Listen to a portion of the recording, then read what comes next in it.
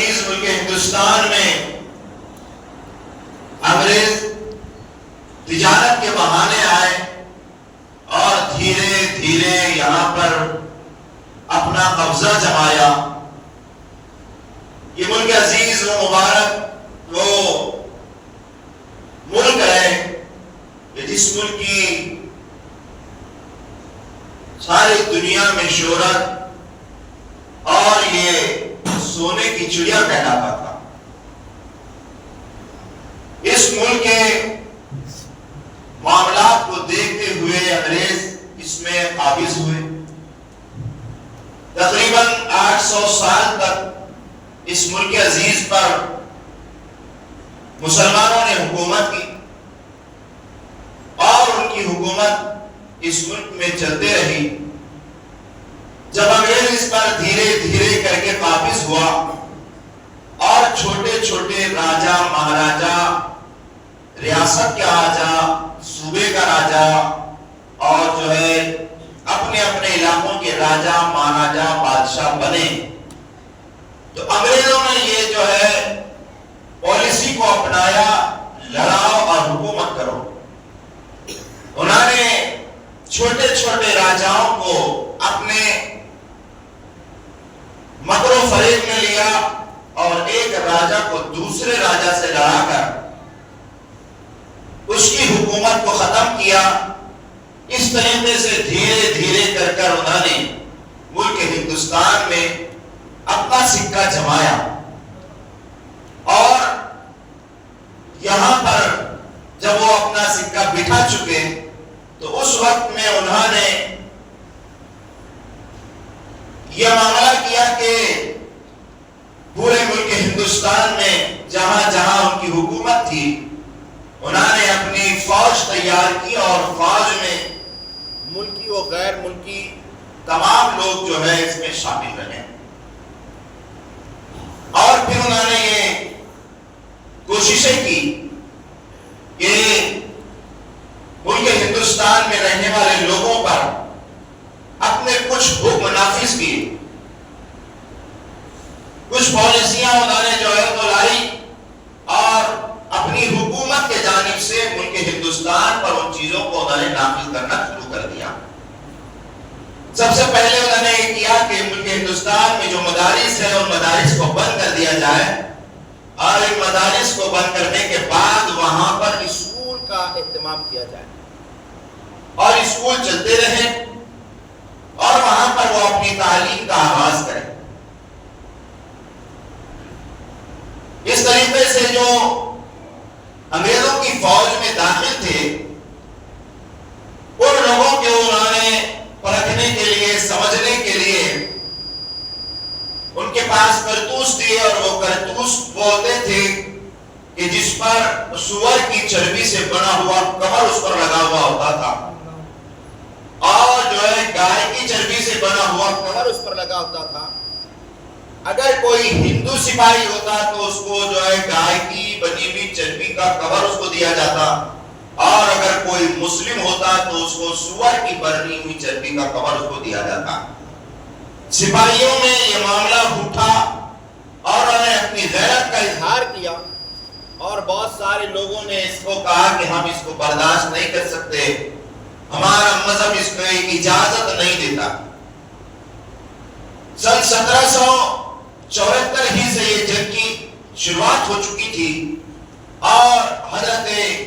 مجاہد آزادی حضرت ٹیپو سلطان شہید رحمت اللہ تعالی علیہ نے عمر بھر ملک عزیز ملک ہندوستان کے لیے اور اس کی آزادی کے لیے اور جو ہے انگریزوں کو کے مکر و فریب کو سمجھ کر بہت کوششیں کاوشیں کی کہ کسی طریقے سے یہ معاملہ سنبھلے اور ان کے جو ہے پنجہ استبداد سے ملک عزیز آزاد ہو جائے. حضرت ٹیپو سلطان رحمت اللہ تعالی علیہ نے بارہا اس کے لیے کوششیں کی. مراٹھا اس وقت میں ایک حکومت تھی، اس کے طرف انہوں نے اپنا قدم بڑھایا اور ان سے جو ہے صلح کے لیے خطوط لکھے. حیدرآباد کے جو نواب تھے ان کو انہوں نے صلح کا قدم بڑھایا، انہیں خطوط لکھے. کچھ جو ہے فراسی حکومت تھی ان کے طرف انہوں نے قدم بڑھایا، انہیں خطوط لکھے.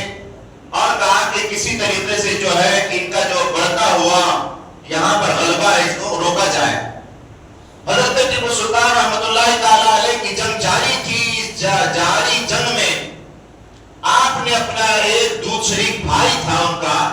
ان کو آپ نے بھیجا کہ ان سے جا کر کے پوچھئے کہ یہ کیا کرنا چاہتے ہیں، اگر صلح کرنا چاہتے ہیں تو ہم کن معاملات پر، کن اصول و ضوابط پر جو ہے صلح کرنے کے لیے تیار ہیں، اور اگر یہ ہمارے اصول پر اترنے کے لیے تیار نہیں ہے تو جیسے جنگ جاری ہے ایسے ہی جنگ جاری رہے گی۔ حضرت ٹیپو سلطان رحمۃ اللہ علیہ کے جو بھائی تھے، ان سے متعلق جو لوگ اور دوسرے آپ کے وزراء تھے، دوسرے جو لوگ تھے، وہ ان کا کان بھرا کرتے تھے آپ کے سوتیلے بھائی سے متعلق، آپ اس سے بڑی محبت کرتے تھے۔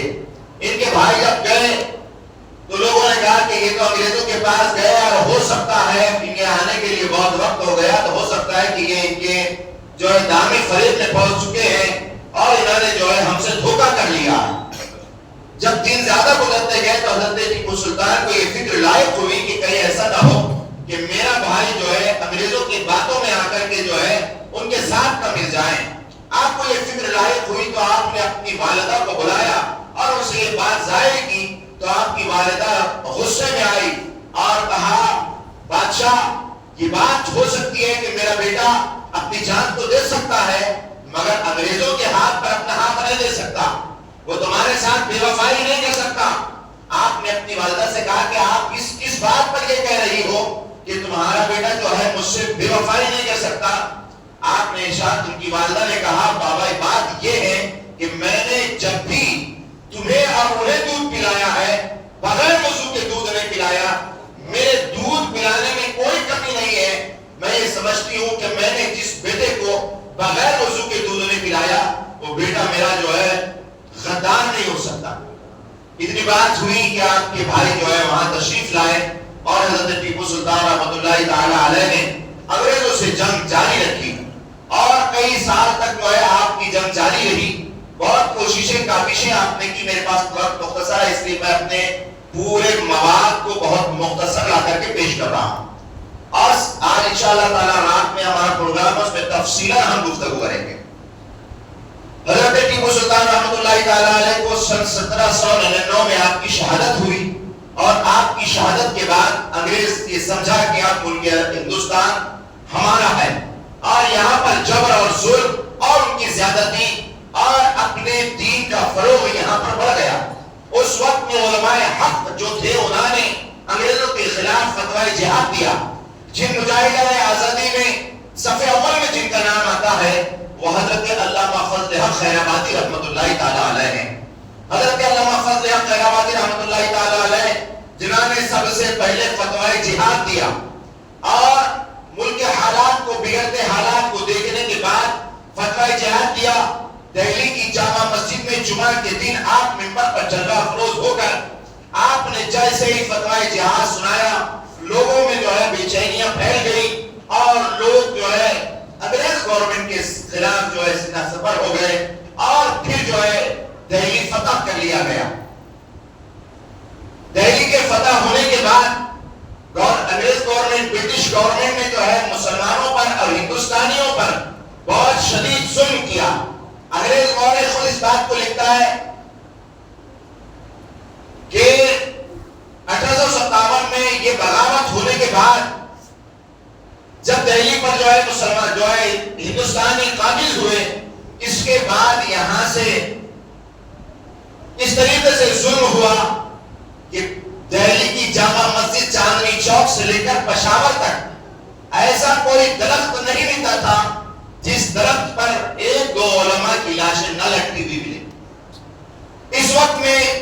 جنرل نیل کے کا لیکھک ہے، وہ اپنے جو ہے ہسٹری میں لکھتا ہے کہ اس 1857 کی جنگ کے بعد تقریباً 51,200 لوگوں کو پھانسی دی گئی، اور 51,200 لوگوں میں 27,000 صرف اور صرف مسلمان نہیں بلکہ علماء کرام تھے۔ جیسے ہی جو ہے حضرت علامہ فضل حق خیرآبادی رحمۃ اللہ تعالی علیہ کا فتوی جہاد ہوا، انگریز گورنمنٹ کی طرف سے اعلان ہو گیا کہ اب جو ہے بغیر کسی سوچے سمجھے جہاں کہیں تمہیں داڑھی ٹوپی والا نظر آئے فوراً ان کو اٹھاؤ اور بغیر مقدمے کے انہیں پھانسی کو لٹکا دو۔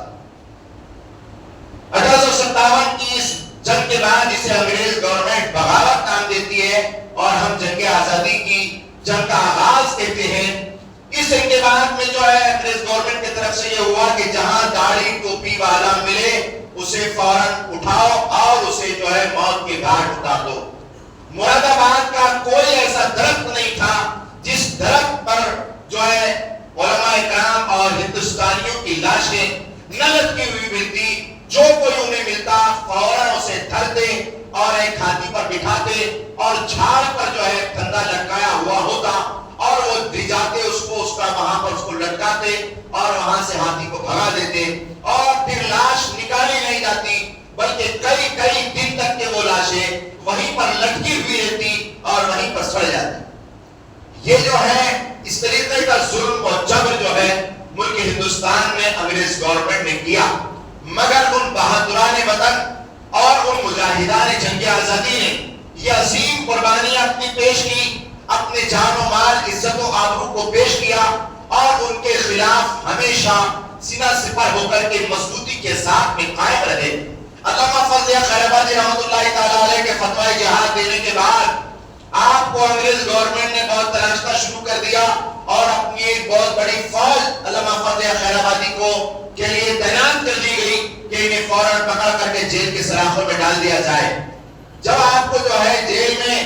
جو آپ کو قید کر لیا گیا اور قید کرنے کے بعد آپ کو مقدمہ پر جو ہے لگایا گیا اور حراست میں لینے کے بعد کچہری میں آپ کو پیش کیا گیا، تو برٹش گورنمنٹ کا جو جج تھا اس کے سامنے جب آپ کی پیشی ہوئی تو کسی نے کہا کہ آپ سے کتنا کہہ دیں کہ یہ فتویٰ میرا نہیں ہے۔ آپ کو جو ہے کٹہرے میں کھڑا کیا گیا اور آپ نے کہا، جج نے پوچھا کہ یہ فتویٰ آپ کا ہے۔ اس وقت آپ ببانگ دوہل بہت جرأت اور ہمت جواب مرضی کے ساتھ آپ ارشاد فرماتے ہیں، ہاں ملک ہندوستان میں انگریزوں کے خلاف فتوی جہاد دینے والا میں ہی ہوں اور میرا یہ فتویٰ ہے اور اسی فتوے پر میں اٹل ہوں، اسی فتوے پر میں اٹل ہوں۔ اللہ اکبر۔ جب آپ نے اس کا اقرار کیا آپ کو جو ہے کالے پانی انڈومان نکوبار کی جو ہے جیل میں ڈال دیا گیا، کالے پانی کی سزا آپ کو دی گئی اور وہاں پر آپ جو ہے اپنی عمر کا پورا حصہ پھر آپ نے وہاں پر گزارا، کالے پانی کی سزا آپ کو ہوئی۔ آپ کے جو ہے شہزادے تھے حضرت عبدالحق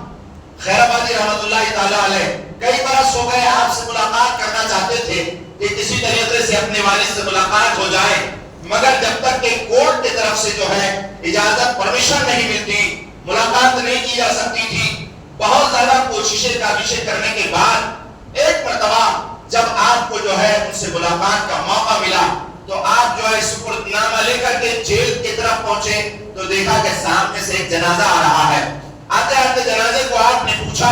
کہ آخر یہ کس کا جنازہ ہے؟ لوگوں نے بتایا کہ علامہ فضل خیر آبادی کا جنازہ ہے۔ بیٹا اپنے باپ کی ملاقات کے لیے جا رہا تھا، ابھی ملاقات بھی نہ ہوئی کہ آپ نے جنازے میں شرکت فرمائی۔ آپ نے اپنی وصیت میں لکھا تھا کہ میرا ملک ہندوستان اگر آزاد ہو جائے اور میں دنیا میں نہ رہوں تو میں دنیا میں نہ رہوں تو میرے شہزادے سے میرا کہنا ہے کہ میرے انتقال کے بعد میری قبر پر آ کر یہ خوشخبری مجھے ضرور دے دینا کہ جو ہے ہمارا ملک ہندوستان آزاد ہو گیا ہے۔ یہ حضرت علامہ فضل خیر آبادی رحمۃ اللہ تعالی علیہ ہیں جنہوں نے جو ہے فتوی جہاد دیا۔ انگریزوں نے ان کو بہت تکالیف پہنچائی اور آپ نے جو ہے جیل میں رہ کر انڈومان نکوبار کی یہ جیل جو تھی کالے پانی کی اس میں رہتے ہوئے آپ نے ایک کتاب لکھی اور اس کتاب کے ذریعے سے آپ نے مسلمانوں کو پورے حالات سے آگاہ فرمایا۔ ان کے جو ہے فتوی جہاد دینے کے بعد بہت سارے علماء کرام تھے جنہوں نے اپنے قوت ایمانی اور جو ہے قوت ایمانی کا مظاہرہ کرتے ہوئے اسی فتوی جہاد کو آگے بڑھایا اور اس کے اوپر اپنی دستخطیں کی اور دستخط کرنے کے بعد چاروں طرف اس کو پھیلایا۔ انہی میں ایک نام آتا ہے حضرت مولانا کفایت علی کافی رحمۃ اللہ تعالی علیہ کا۔ حضرت مولانا کفایت علی کافی رحمۃ اللہ تعالی علیہ نے فتوی جہاد پر جو ہے صرف دستخط نہ کی بلکہ فتوے کو لے کر آپ پورے ملک میں دوڑے اور جگہ جگہ شہر شہر گاؤں گاؤں جاتے اور لوگوں کو وہاں جمع کرتے اور جمع کرنے کے بعد پرجوش انداز میں برٹش گورنمنٹ کے خلاف جو ہے آپ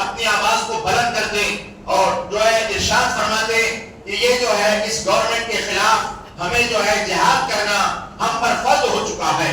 آپ کے جو ہے تقاریر کا انداز یہ تھا، اتنے جو ہے آپ کا خطیبانہ شان کے ساتھ آپ خطاب فرمایا کرتے تھے، اس کو سننے کے بعد لوگوں کے اندر ایک جوش و خروش پیدا ہو جاتا۔ معاملہ یہ ہوا کہ حضرت مولانا کفایت علی کافی رحمۃ اللہ تعالی علیہ نے جب جگہ جگہ جا کر اعلان کرنا شروع کیا اور لوگوں کے اندر جذبہ جہاد کو جو ہے اٹھایا، اس وقت انگریز گورنمنٹ نے جو ہے حضرت مولانا کفایت علی کافی رحمۃ اللہ تعالی علیہ کو قید کر لیا، اور قید کرنے کے بعد آپ سے یہ کہا گیا ہے کہ آپ جو اس طریقے سے ماحول پیدا کر رہے ہیں، یہ گورنمنٹ آپ کو جو ہے ایک جو ہے اعلیٰ عہدے دے گی، بہت سارے مال و اسباب سے آپ کو نوازا جائے گا، بس یہ ہے کہ آپ اپنا یہ کام چھوڑ دیں اور آپ یہ کہہ دیں کہ یہ فتویٰ میرا نہیں ہے اور اس پر جو میں نے یہ دستخط ہوئی ہے یہ دستخط میری نہیں ہے۔ کیونکہ انگریزوں کو یہاں پر حکومت کرنا تھا، وہ اس طریقے سے لالچ کی بلا میں پھنسا کر کے یہاں کے لوگوں کو اور علماء کو جو ہے کھینچنا چاہتے تھے۔ اللہ اکبر۔ حضرت مولانا کفایت علی کافی نے یہی کہا کہ نہیں، فتویٰ جہاد جو مولانا فضل خیر آبادی نے دیا ہے اس پر جو دستخط ہے وہ کسی کی نہیں، میری ہی دستخط ہے، اور یہ فتویٰ صحیح ہے، اور انگریزوں کے خلاف جہاد کرنا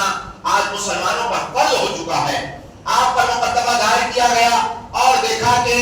ان کے ساتھ آپ کا مقدمہ لڑنے کے لیے آپ نے اظہار کیا کہ میرا مقدمہ میں خود لڑوں گا، اس لیے کہ جو علماء ہوتے تھے وہ ایسا نہیں ہے جیسے وہ قرآن اور حدیث کا علم کے پاس میں ہوتا تھا، وہ تمام تر چیزوں کو جانتے اور تمام تر چیزوں کو جان کر جو ہے اس کا جو ہے سدے بات کیا کرتے تھے۔ آپ نے کہا کہ میرا مقدمہ میں خود لڑوں گا، اور آپ جب کٹہرے میں کھڑے ہوئے انگریز گورنمنٹ کے خلاف، آپ نے جج کے سامنے اس قدر جو ہے چراغ کی کہ جج خاموش ہو گیا۔ صرف 2 دن کی چراغ میں انگریز گورنمنٹ کو یہ جو ہے طے کرنا پڑا کہ اگر اسی طریقے سے انہوں نے چراغ کرتے رہے اور ان کی پیشی ہوتی رہی تو ہمیں کچھ اور فیصلہ کرنا پڑے گا۔ صرف 2 دن کی چھوٹی سی مدت میں حضرت مولانا کفایت علی کافی رحمۃ اللہ تعالی علیہ کے لیے جو ہے انگریز گورنمنٹ نے جو ہے پھانسی کی سزا سنا دی۔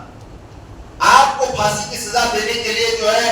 کوئی بڑا اہتمام کیا گیا، اور معاملہ یہ ہوا کہ آپ کو پھانسی کی سزا جب دی جانے والی تھی اس وقت آپ سے کہا گیا کہ آپ کیا چاہتے ہیں، آپ کی کیا خواہش ہے، آپ کیا کرنا چاہتے ہیں؟ آپ نے کہا میری کوئی خواہش نہیں ہے، میں تو اپنے آقا علیہ الصلوۃ والسلام کی بارگاہ میں نعت لکھنا چاہتا ہوں۔ حضرت مولانا کفایت علی کافی اس آخری وقت میں جو ہے اپنے آقا علیہ الصلوۃ والسلام کی بارگاہ اقدس میں نعت گوئی فرماتے ہیں اور ارشاد فرماتے ہیں، کوئی گل باقی رہے گا، نہ چمن رہ جائے گا، پر رسول اللہ کا دین حسن رہ جائے گا، اطلس و کم خواب کے پوشاک پہ نازا نہ ہو، اس تنے بے جان پر خاکی کفن رہ جائے گا۔